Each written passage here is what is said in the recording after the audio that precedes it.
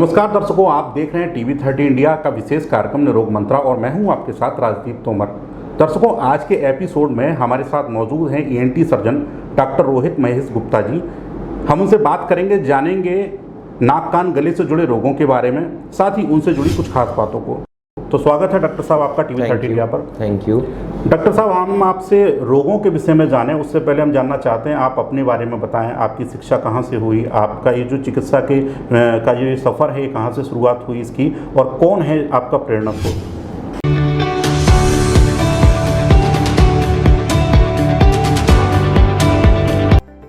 अब आपके शहर में आपकी घरेलू जरूरतों का सारा सामान एक ही छत के नीचे, वो भी 6 से लेकर 40% तक के डिस्काउंट के साथ। जी हाँ, 929 बाजार, आगरा रोड, हाथरस। संपर्क सूत्र हैं 7351191636 929 बाजार। इस कार्यक्रम के सहप्रायोजक हैं बी प्राइम लैब्स हाथरस। हमारे यहाँ सभी प्रकार की खून की जांच, थायराइड की जांच, विटामिन की जांच, एलर्जी, मल मूत्र आदि की जांच की जाती है। प्रत्येक रविवार को ब्लड शुगर की जांच मुफ्त की जाती है। साथ ही ब्लड टेस्टिंग पर 25% की छूट रहती है। हॉस्पिटल व घर से सैंपल लाने की सुविधा मुफ्त में उपलब्ध है। हमारा पता है दुकान नंबर 47, लक्ष्मी सिटी सेंटर, निकट bus stand, Sadabad gate, Hathras.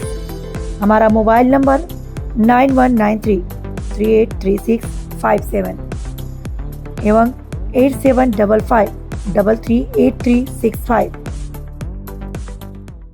तो मेरा नाम डॉक्टर रोहित महेश गुप्ता है। मैं एक ईएनटी और हेड एंड नेक सर्जन हूँ। हाथरस का मूल निवासी हैं। मेरे पिताजी भी यहाँ जनरल फिजिशियन हैं, जो कि हमेशा से मेरे और हम सब भाइयों के इंस्पिरेशन रहे हैं। हमारे घर में शुरू से माहौल ही मेडिसिन का था, तो बचपन से ही बहुत अच्छा लगता था जब हमारे पिताजी घर आते थे। मरीज़ उन्हें इतना सम्मान इज्जत देते थे, आसपास में रिश्तेदार भी। तो वहाँ से बचपन से ही एक जिज्ञासा उत्पन्न हुई कि मुझे भी यही करना है, इसी फील्ड में जाना है, सोसाइटी के लिए भी कुछ अच्छा करना है।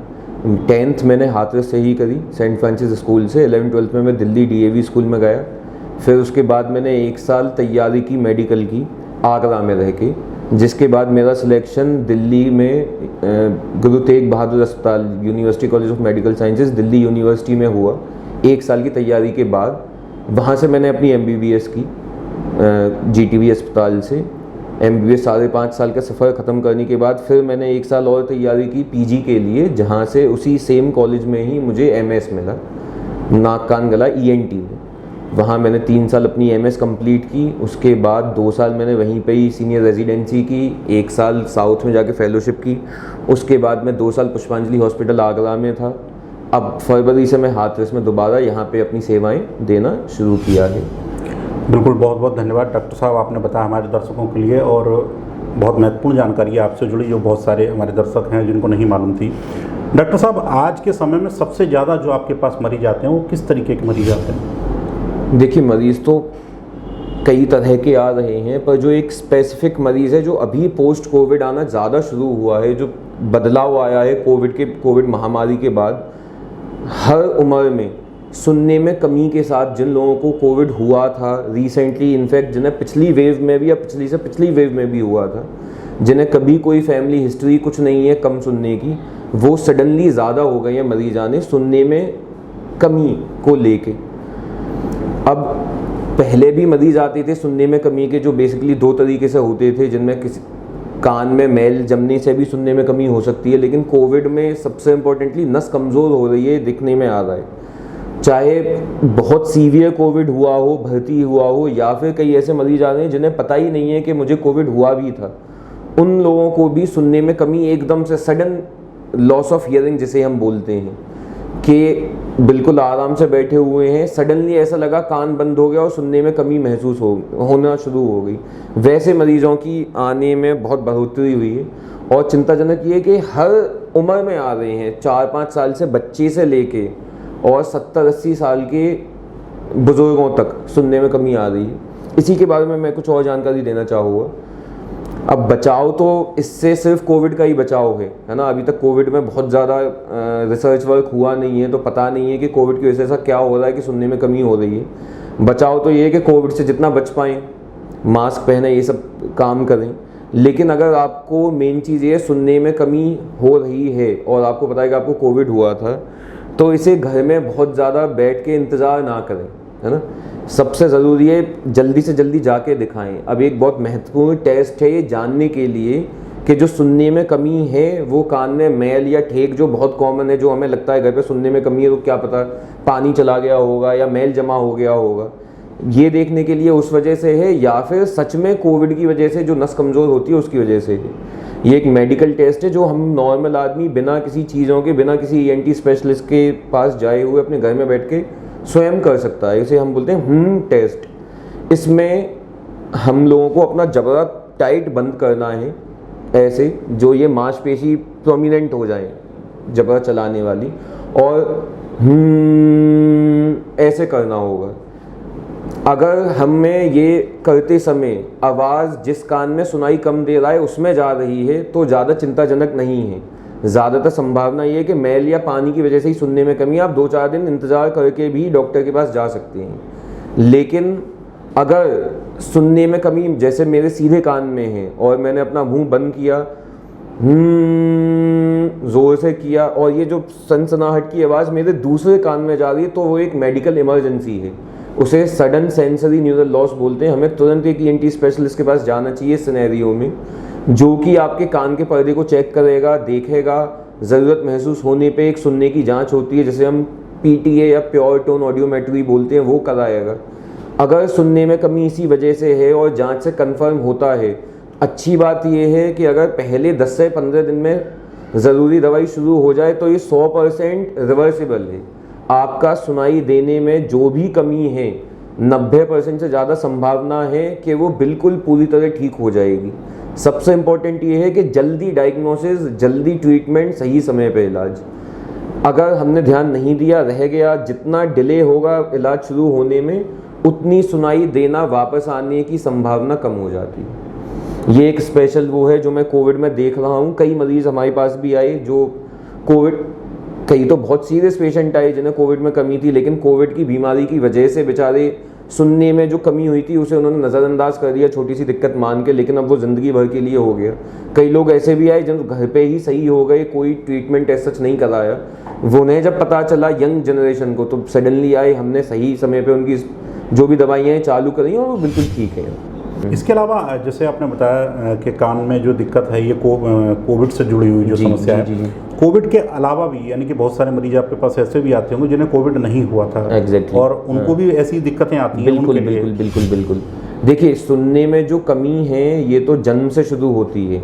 कई बार जन्म से भी, जैसे बच्चा बॉर्न होता है, वैसे यूरोप में, बाहर इवन साउथ इंडिया में भी अब तो जन्म से पैदा होते ही एक जांच कराते हैं बच्चों की सुनाई की, ये जानने के लिए कि बच्चा सही सुनता है या नहीं। अनफॉर्चुनेटली हमारे एरिया में अभी वो बहुत प्रचलित नहीं है, लेकिन अगर हमें किसी को भी लगता है, हम सब यंग जनरेशन हैं, अगर हमें लगता है कि हमारे बच्चे के सुनने में कुछ भी कमी है तो हम लोगों को तुरंत सुनाई की एक जांच करानी चाहिए बच्चे की, जो बिल्कुल बेसिक स्क्रीनिंग टेस्ट है, जिससे ही पता चल जाता है बच्चे की सुनाई देने में कुछ दिक्कत तो नहीं है। इसकी महत्वपूर्ण बात यह है कि जैसे मैंने अभी बताया था, बच्चे में अगर सुनने में कमी सही समय पे हम लोगों ने डायग्नोस कर ली तो वो 100% सही हो जाती है, बच्चा बिल्कुल ठीक बड़े होकर बनता है। अगर सुनने की कमी को नज़रअंदाज किया गया बचपन से तो वो बच्चा बोल भी नहीं पाता, जिन्हें कंजेनाइटली डेफ एंड म्यूट बोलते हैं। सबसे अच्छी बात यह है कि central government, even state government भी इस पूरी दिक्कत को खुद फंड कर रही है। तो 100% जो पैसों का जो भी खर्चा है इस बीमारी में, बच्चों की डेफनेस में, जैसे कंजेनाइटल डेफनेस बोला जाता है, वो स्टेट स्पॉन्सर्ड है। बच्चे के माँ बाप का एक पैसा भी खर्च नहीं होगा, और पूरी जो भी मशीन, एक जो स्पेशल ऑपरेशन होता है जिसे कॉक्लियर इम्प्लांट बोलते हैं, वो सब जो 5-5.5 लाख रुपए का इम्प्लांट आता है, टोटल 9-10 लाख रुपए का खर्चा होता है बच्चों में जो कंजेनाइटल डेफनेस है, वो पूरी हमारी सरकार उसे फंड कर रही है। तो ये बच्चों में हो गया सुनने में कमी के लिए। और ऐसे ही ओल्ड एज में भी अगर सुनने में कमी है किसी भी वजह से, कोविड या नॉन कोविड, तो उसके लिए अलग अलग जांचें होती हैं जिसका उस हिसाब से हम ट्रीटमेंट करते हैं। बिल्कुल। जैसे कि डॉक्टर साहब आप यहाँ पे हाथरस में प्रैक्टिस कर रहे हैं, जी। यहाँ पे आप देखते होंगे, जी। तो क्या आपको लगता है कि यहाँ पे अभी जो है लोगों को ये जागरूकता की कमी है, वो Exactly, बिल्कुल वो सही। कान का जो इस तरह की कान की शिकायतें हैं या इस तरह की शिकायतें उनके लिए बहुत देर से आते हैं डॉक्टर के बिल्कुल पास? बिल्कुल बिल्कुल सही, आपने बहुत इंपॉर्टेंट पॉइंट उठाया है। अभी हम जो थोड़ी पेरीफेरी हो गई हाथरस जैसे, तो हम लोग ईएनटी की समस्याओं को उतना गंभीर रूप से नहीं लेते, लेकिन अगर हम सोचें तो ये मूलभूत 2-3 चीज़ें हैं जो भगवान ने हमें दी है।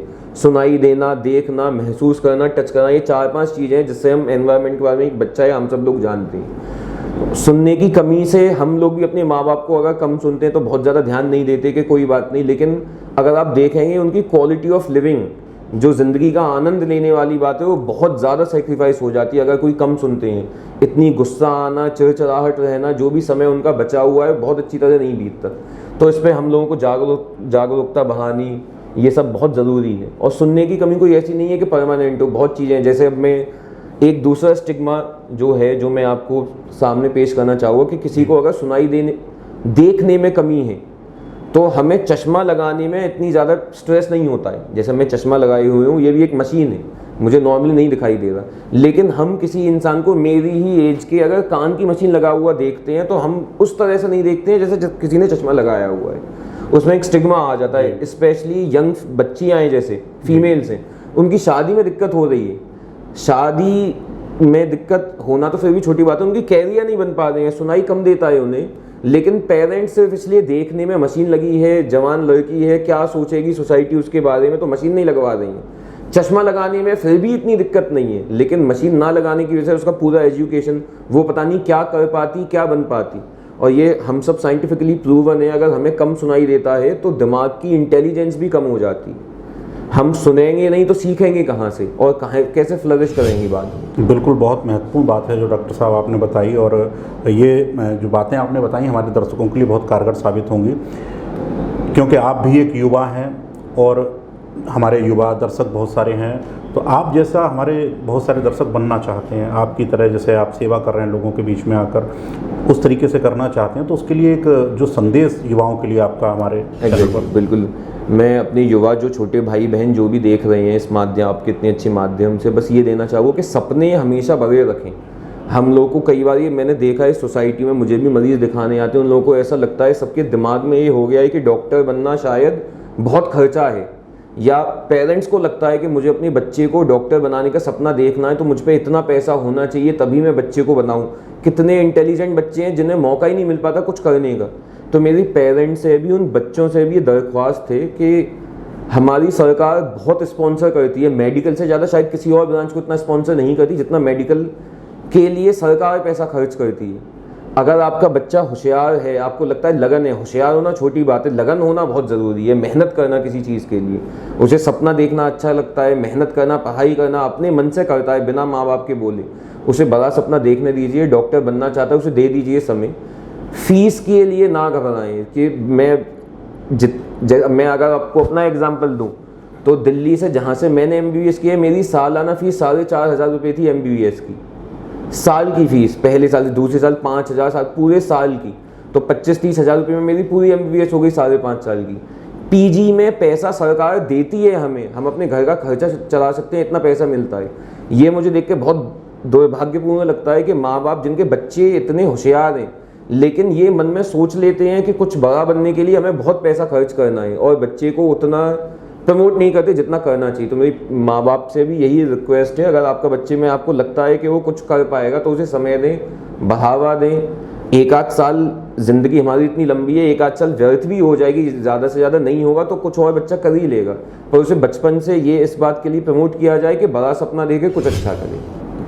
बहुत बहुत धन्यवाद डॉक्टर साहब आपका, हमारे दर्शकों के लिए आपने जो संदेश दिया। ये थे हमारे साथ डॉक्टर रोहित महेश गुप्ता जी, और हम अपने अगले एपिसोड में ऐसी ही बहुत सारी जानकारियों के साथ आपके बीच में मौजूद रहेंगे। तब तक के लिए नमस्कार। Thank you.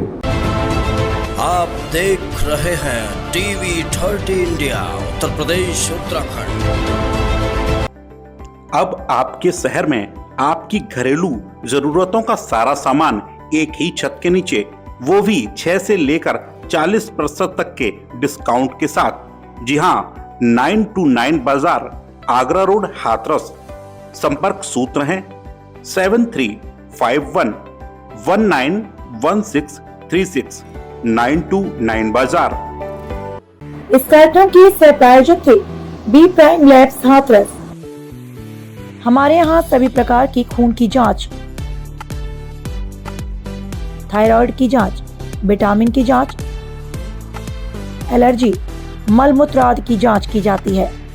प्रत्येक रविवार को ब्लड शुगर की जांच मुफ्त की जाती है। साथ ही ब्लड टेस्टिंग पर 25% की छूट रहती है। हॉस्पिटल व घर से सैंपल लाने की सुविधा मुफ्त में उपलब्ध है।